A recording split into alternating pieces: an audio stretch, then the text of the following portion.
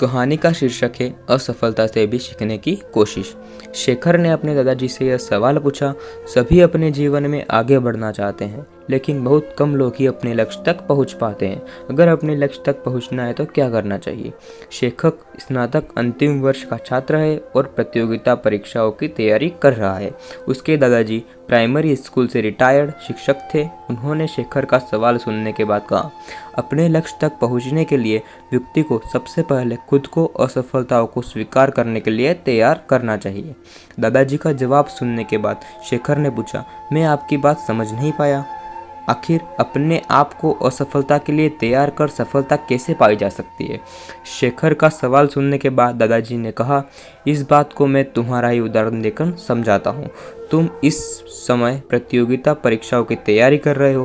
तुम अगले वर्ष होने वाली परीक्षाओं में बैठोगे। तुम यही सोचकर बैठोगे कि तुम्हें सफलता मिलेगी। दादाजी की बात पर शेखर ने हाँ में सिर हिलाया।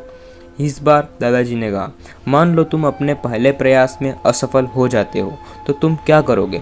शेखर ने कहा, मुझे बहुत निराशा होगी। मैं तैयारी में अपनी तरफ से कहीं भी कमी नहीं छोड़ रहा हूँ। दादाजी ने कहा, निराशा ही असफलता की जड़ है। वह कैसे? शेखर ने सवाल किया।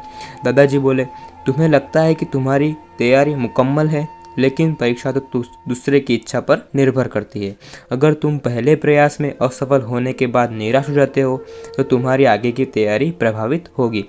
अगर तुम असफलता को अपनी कमियों को दुरुस्त करने का मौका मानोगे, तभी आगे की तैयारी में उन्हें दूर कर पाओगे। हर परीक्षार्थी यही सोचता है कि उसकी तैयारी पूरी है, लेकिन असफलता कुछ लोगों को ही मिलती है।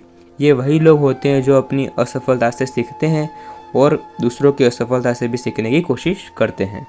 धन्यवाद।